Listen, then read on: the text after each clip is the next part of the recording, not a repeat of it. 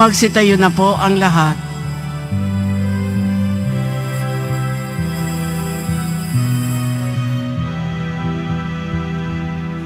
Panginoon ay purihin, ngalan niya ay dakilain. Panginoon ay purihin, ngalan niya ay dakilain. Panginoon, ikaw ang may likha ng langit, dagat at lupa, ng buwan, araw at mga bituin, tanang nilalang sa papawirin. Panginoon ay purihin, ngalan niya ay dakilain. Panginoon ay purihin, ngalan niya ay dakilain. Ngalan niya ay dakilain.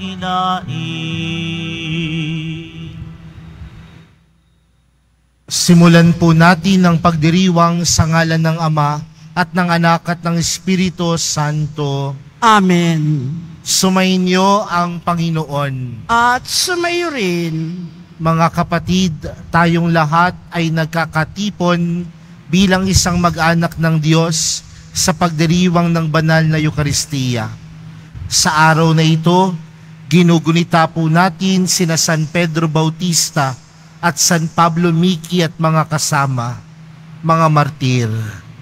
At upang tayo po ay maging karapat-dapat gumanap sa banal na pagdiriwang na ito, alalahanin po natin ang ating mga pagkukulang at nagawang pagkakasala, at buong kababaang loob po tayong humiling ng awa at pagpapatawad mula sa Diyos.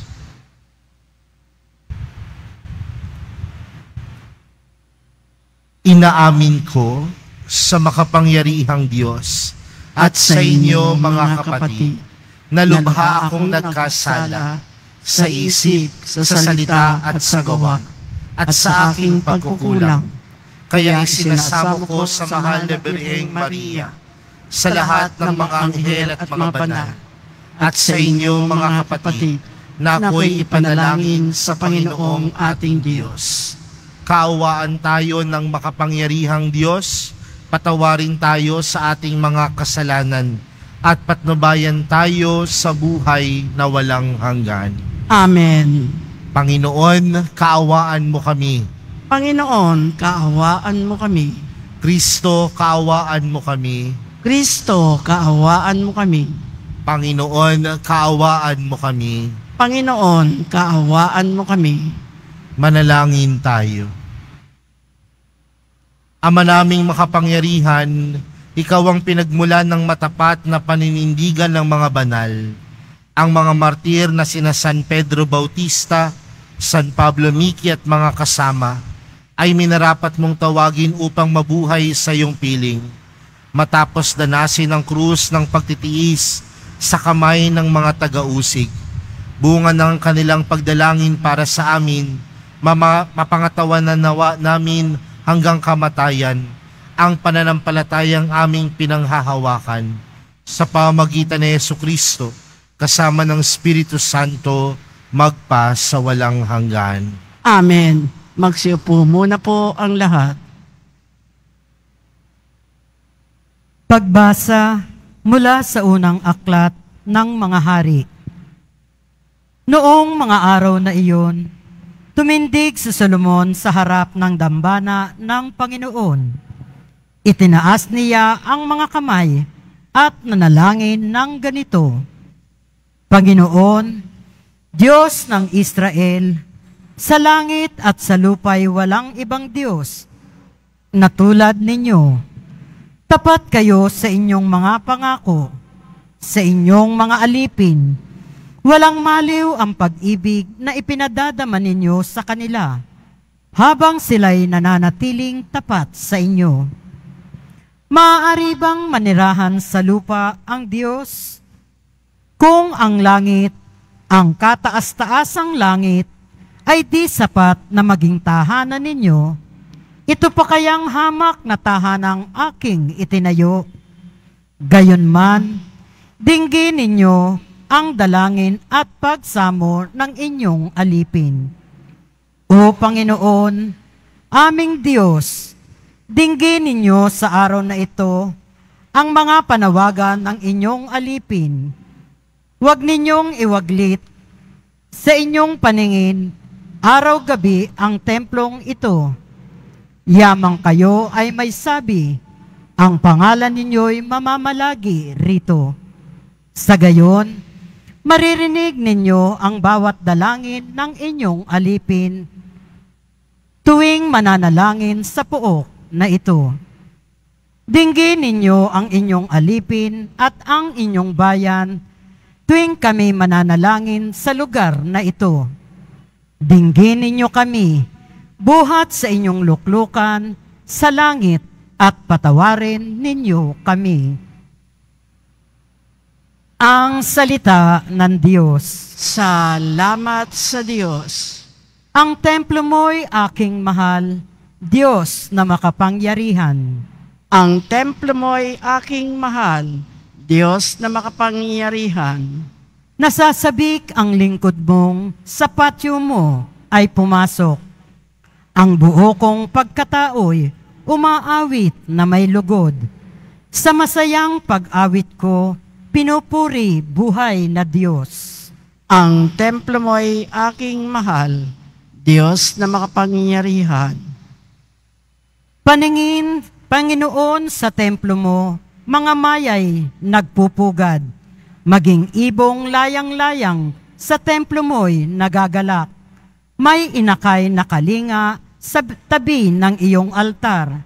O poon, Hari at Diyos na walang kupas. Ang templo mo'y aking mahal, Diyos na makapangyarihan. Mapalad na masasabi, silang dooy tumatahan, at palaging umaawit, nagpupuring walang hanggan. Basbasan mo, Panginoon, yaong hari naming mahal. Pagpalain mo po siya, yamang ikaw ang humirang. Ang templo mo'y aking mahal, Diyos na makapangyarihan. Kahit isang araw lamang, gusto ko pang sa templo mo, kaysa 1,000 araw na iba ang tahanan ko. Gusto ko pang maging bantay sa pinto ng iyong templo, kaysa ako'y mapasama sa masasamang mga tao. Ang templo mo'y aking mahal, Diyos na makapangyarihan. Magsitayo na po ang lahat.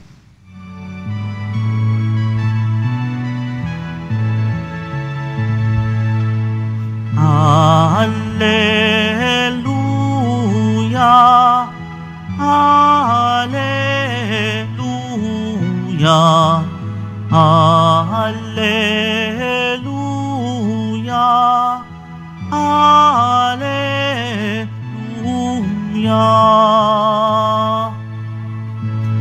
Sa salita mo akitin ang puso ko at loobin, nang ikaw ay aking sundin.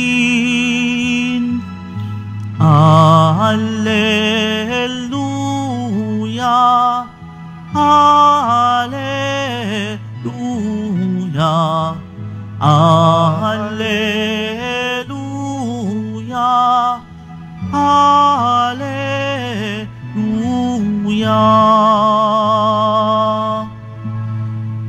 Sumainyo ang Panginoon. At sumayo rin Ang mabuting balita ng Panginoon ayon kay San Marcos.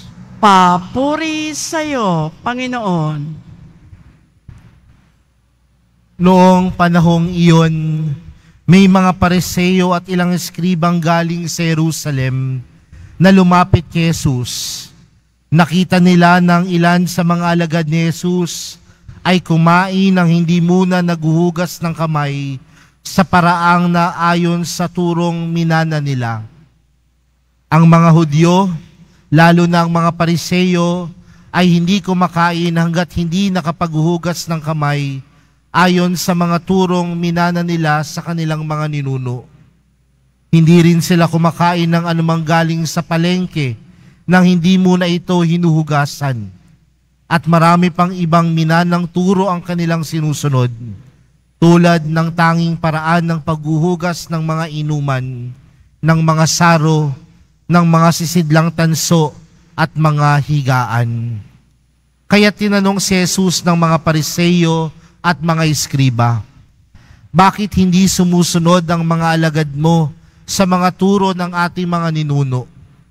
Kumain sila nang hindi man lamang naghugas ng kamay ayon sa paraang iniutos. Sinagot sila ni Jesus, tama ang hula ni Isaías tungkol sa inyo. Mapagpaimbabaw nga kayo, gaya ng kanyang isinulat. Paggalang na handog sa akin ng bayan ko'y paimbabaw lamang, sapagkat sa bibig at hindi sa puso ito bumubukal. Pagpupurit, pagsambang ginagawa nila'y walang kabuluhan. Ang utos ng tao ay itinuturong utos ng may kapal. Niwawalang kabuluhan nga ninyo ang utos ng Diyos, at ang sinusunod ninyo'y ang turo ng tao. Sinabi pa ni Jesus, kay husay ng paraan ninyo sa pagpapawalang bisa sa utos ng Diyos, masunod lamang ninyo ang mga turong minana ninyo. Tulad nito, iniutos ni Moises, igalang mo ang iyong ama't ina, at magsalita ng masama sa kanyang ama o ina ay dapat mamatay. Ngunit itinuturo ninyo, kapag sinabi ng isang tao sa kanyang ama o ina, ang anumang maitutulong ko sa inyo ay korban, alaong bagay inihahain ko ito sa Diyos. Hindi na ninyo siya pinahihintulutang tumulong sa kanyang ama o ina. Sa ganitong paraay, niwawalang kabuluhan ninyo ang salita ng Diyos sa pamamagitan ng mga turong minana ninyo. At marami pang bagay na tulad nito ang ginagawa ninyo. Mga kapatid, ang mabuting balita ng Panginoon. Pinupuri ka namin, Panginoong Heso Kristo. Magsipo muna po ang lahat. Magandang hapon po sa inyong lahat. Pakibati nga po ang katabi ng magandang hapon. Ayan. Mga kapatid, isang bagay po ang tinuro sa atin upang maiwasan daw ang sakit. At ano po ang tinuturo sa atin? Dapat daw maging malinis tayo sa ating pangangatawan. At upang tayo ay maging malinis sa ating pangangatawan, dapat daw maligo tayo. Tingnan mo nga yung katabi mo, mukha bang naligo? Sana naman, mainit ang panahon. Pero naalala po ninyo, nung panahon ng pandemya, ang bawat isa sa atin ay tinuruang maging malinis dahil natatakot tayong mahawa. At ano pong halimbawa nito? Sa bawat punta natin sa iba't ibang lugar, kailangan may alcohol, kailangan maghugas ng kamay. Kaya nga, makalipas ang pandemya, hanggang ngayon, bit natin yan. Kailangan maging malinis, kailangan mag-alcohol, kailangan maghugas ng kamay. Kasi nakatuon tayo na maging malinis ang ating sarili. Pero mga kapatid, sa ating ibanghelyong napakinggan, para sa mga Pariseo at mga Eskriba, mahalaga ang pagiging malinis. Sabi po sa ating ibanghelyo, bago sila kumain, kailangan nilang maghugas ng kamay. Kapag meron silang isang bagay na binili sa palengke, kailangang hugasan. Meron din silang paraan kung paano hugasan ang baso, ang inuman, ang mga saro, ang mga sisidlang tanso, at mga higaan. Kaya, isang bagay ang tinuligsa nila sa mga alagad ni Jesus. Ano ang tinuligsa nila sa mga alagad ni Jesus? Bakit ang mga alagad mo kumain na lamang nang hindi man lamang naghugas ng kamay. Kasi naniniwala sila mga kapatid, ang bawat hawakan nating madumi, kapag kinain, ang buong sarili ay nagiging madumi.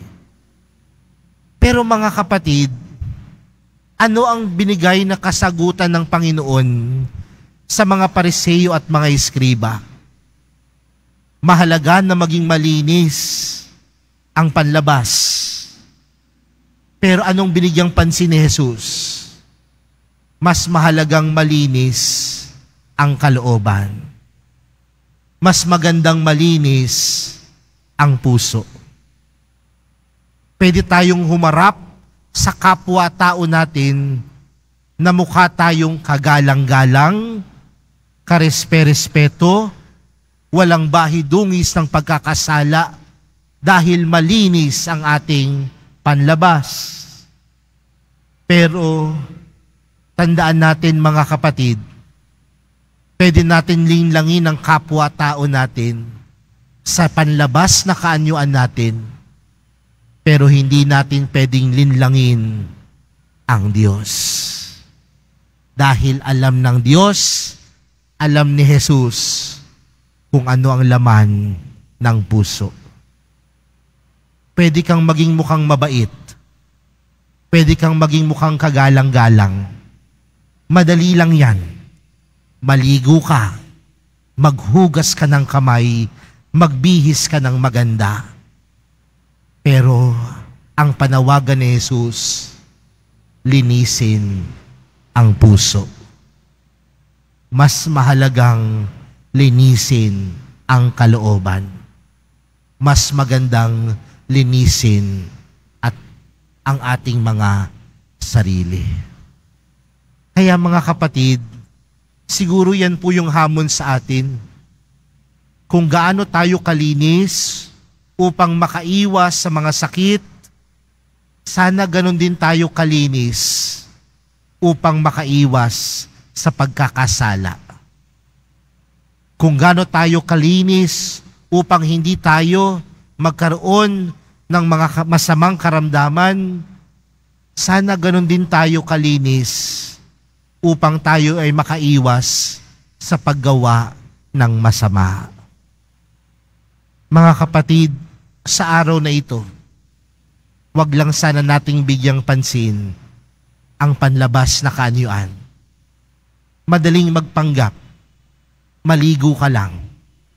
Madaling magpanggap, maglinis ka lamang ng iyong katawan. Pero, hindi natin kayang magpanggap sa Panginoon dahil alam niya ang laman ng ating isipan. Alam niya ang laman ng ating mga puso.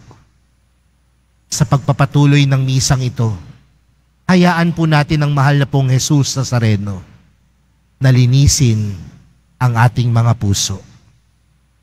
Amen.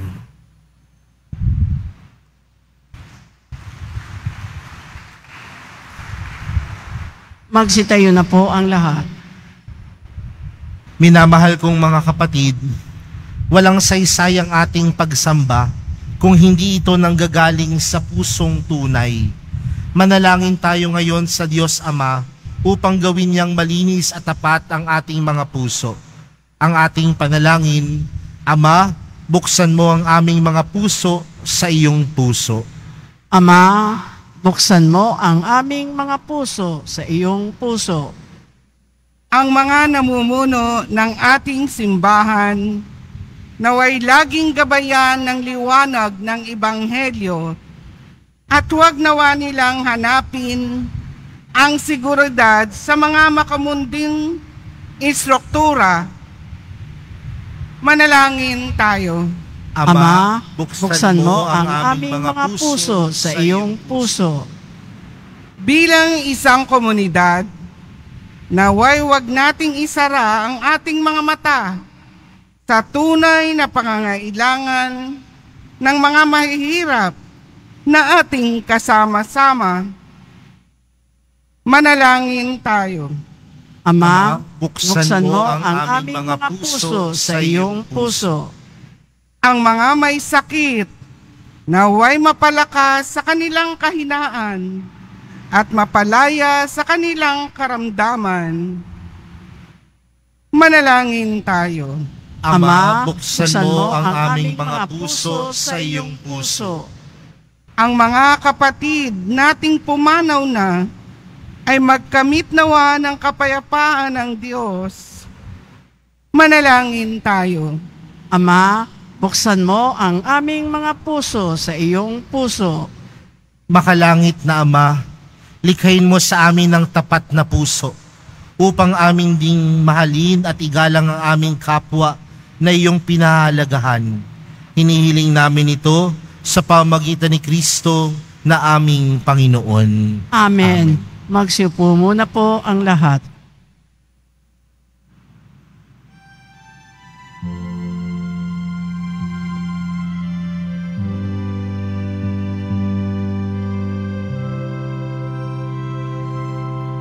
Itong alak at tinapay ay handog sa iyo, Ama. Ito'y bunga ng aming gawang iyong pinagpala. Sumasamo ang iyong bayang, tanggapit iyong basbasan, nang sa amin maging tunay na katawan at dugo ng iyong anak. Magsitayo na po ang lahat.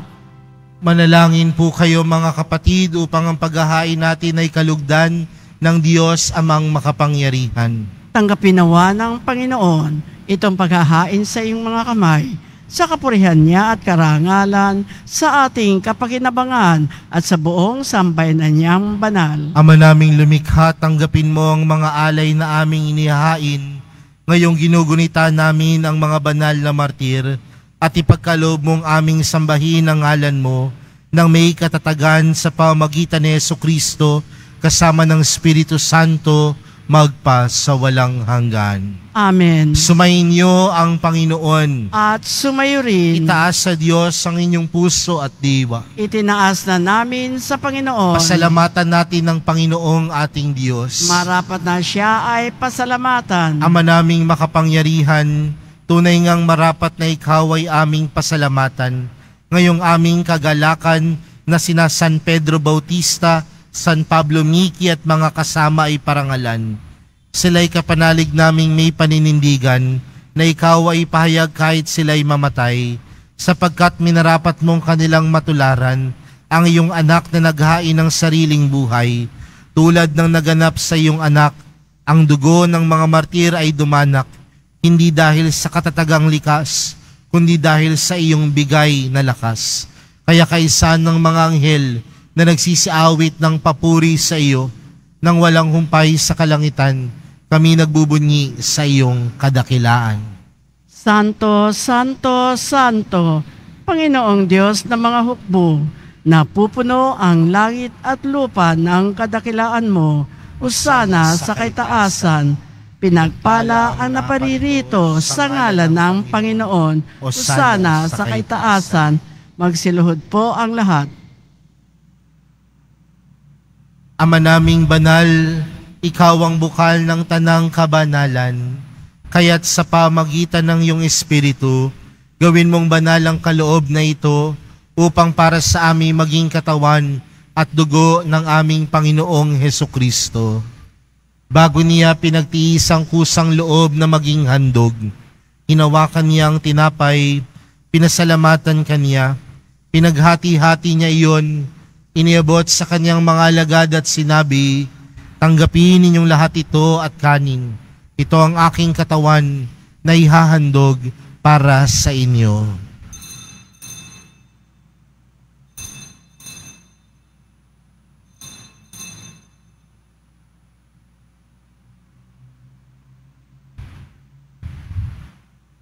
Gayon din naman noong matapos ang hapunan, hinawakan niya ang kalis.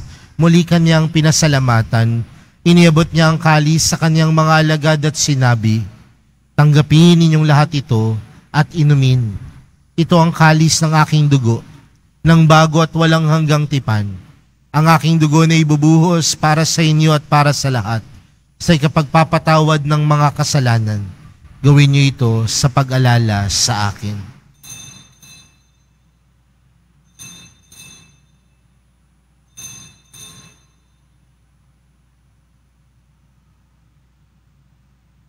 Magsitayo na po ang lahat.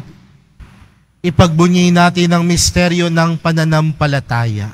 Si Kristo'y namatay, si Kristo'y nabuhay, si Kristo'y babalik sa wakas ng panahon. Ama, ginagawa namin ngayon ang pag-alala sa pagkamatay at muling pagkabuhay ng iyong anak. Kaya't inaalay namin sa iyo ang tinapay na nagbibigay buhay at ang kalis na nagkakaloob ng kaligtasan. Kami nagpapasalamat dahil kami iyong minarapat na tumayo sa harap mo para maglingkod sa iyo. Isinasamo namin kaming magsasalo-salo sa katawan at dugo ni Kristo ay mabuklod sa pagkakaisa sa pamamagitan ng Espiritu Santo. Ama, lingapin mo ang iyong simbahang laganap sa buong daigdig. Puspusin mo kami sa pag-ibig kay San Francisco na aming Papa at ni Jose na aming Obispo at ng Tanang Kaparian. Alalahanin mo rin ang mga kapatid naming nahimlay nang may pag-asang sila'y muling mabubuhay, gayon din ang lahat ng mga pumanaw. Kaawaan mo sila at patuloyin sa iyong kaliwanagan. Kaawaan mo at pagindapating kaming lahat na makasalo sa iyong buhay na walang wakas. Kaysa ng mahal na Birheng Maria, na ina ng Diyos, ng kabiyak ng puso niyang si San Jose, kaysa ng mga apostol at ng lahat ng mga banal na namuhay dito sa daigdig ng kalugod-lugod sa iyo. May pagdiwang nawa namin ang pagpupuri sa ikararangal mo sa pamagitan ng iyong anak na aming Panginoong Hesukristo. Sa pamagitan ni Kristo, kasama niya at sa Kanya, ang lahat ng parangal at papuri ay sa iyo. Diyos amang makapangyarihan, kasama ng Espiritu Santo, magpa sa walang hanggan. Amen. Lumapit po tayo sa Ama natin sa langit sa panalangin itinuro sa atin ni Jesus.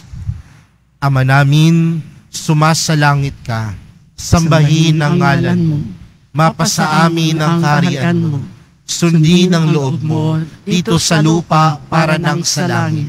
Bigyan mo kami ngayon ng aming kakanin sa araw-araw at patawarin mo kami sa aming mga sala para ng pagkapatawad namin sa nakakasala sa amin. At huwag mo kami paintulot sa tukso at yadya mo kami sa lahat ng masama. Hinihiling po namin kami yadya sa lahat ng masama, pagkalooban ng kapayapaan araw-araw, iligtas sa kasalanan at ilayo sa lahat ng kapahamakan, samantalang aming pinananabikan ang dakilang araw ng pagkapahayag ng tagapagligtas naming si Hesukristo. Sapagkat iyo ang kaharian at ang kapangyarihan at ang kapurihan magpakailanman. Amen. Panginoong Hesukristo, sinabi mo sa iyong mga apostol, kapayapaan ang iniwan ko sa inyo, ang aking kapayapaan ang ibinibigay ko sa inyo. Tunghayan mo ang aming pananampalataya at huwag ang aming pagkakasala. Pagkalooban mo kami ng kapayapaan at pagkakaisa ayon sa iyong kalooban, kasama ng Espiritu Santo, magpa sa walang hanggan. Amen. Ang kapayapaan ng Panginoon ay laging sumainyo. At sumayo rin. Magbigayan po kayo ng kapayapaan sa isa't isa.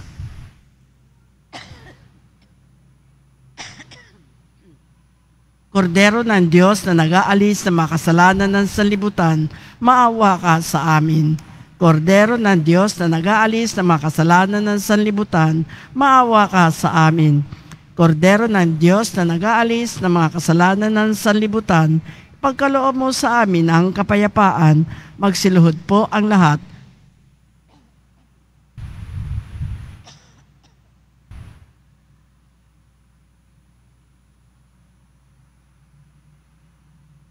Narito po si Jesus, ang kordero ng Diyos. Siya ang nag-aalis ng kasalanan ng sanlibutan. Mapalad ang mga inaanyayahan sa kanyang piging. Panginoon, hindi ako karapat-dapat na magpatuloy sa iyo, ngunit sa isang salita mo lamang ay gagaling na ako.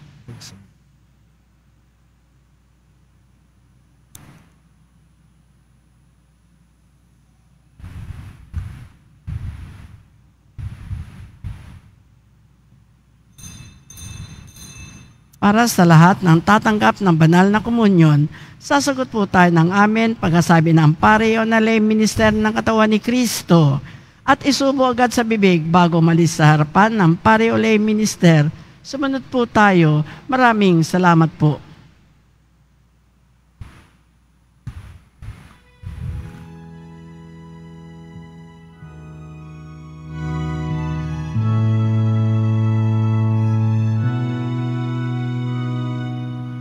Ang sino man sa akin nananahan, mananahan din ako sa Kanya. At kung siya'y mamunga ng masagana, siya sa amay nagbigay ng karangalan.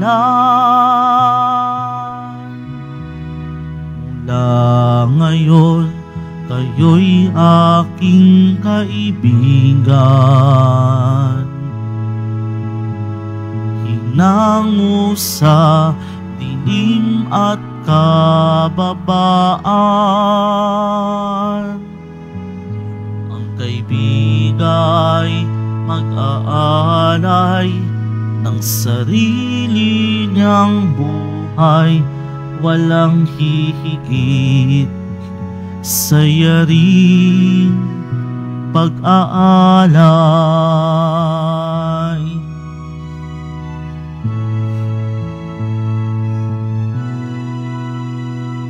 Kung paanong mahal ako ng aking Ama, sa inyo'y aking ipinadarama. Sa pag-ibig ko, kayo sana ay manahan. At bilin ko na kayo ay magmahalan. Mula ngayon, kayo'y aking kaibigan. Hinango sa dilim at kababaan, ang kaibigay mag-aalay ng sarili niyang buhay, walang hihigit sa yaring pag-aalay. Pinili ka't hinirang upang mahalin, nang mamunga't bunga mo'y panatilihin. Umayo ka't mamunga ng masagana, kagalakan walang hanggang ipamamana. Mula ngayon, kayo'y aking kaibigan. Hinango sa dilim at kababaan, ang kaibigay mag-aalay ng sarili niyang buhay, buhay walang hihigit sa yaring pag-aalay.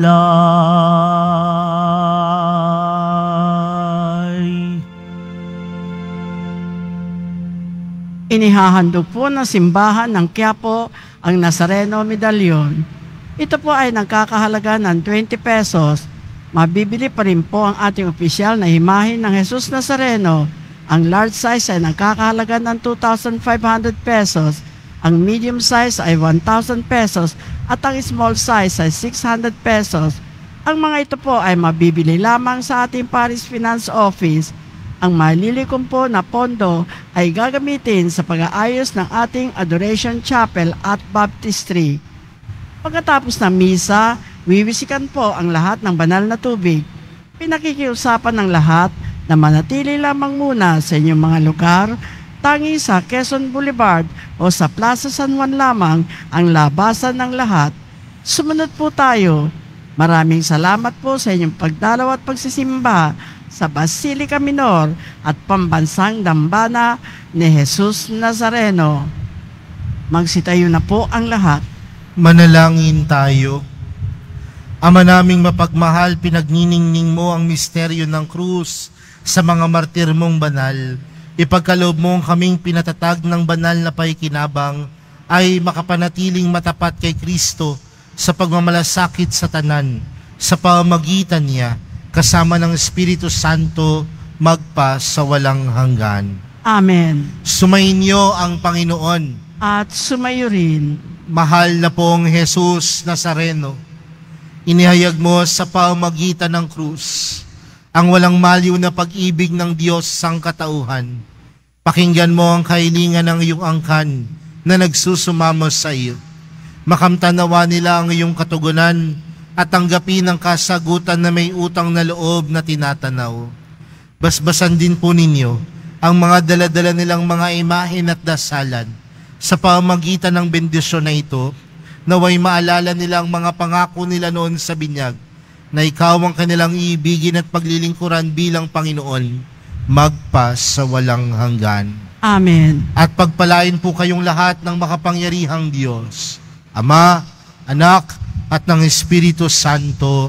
Amen. Humayo kayong taglayang kapayapaan ng Poong Jesus Nazareno. Salamat sa Diyos.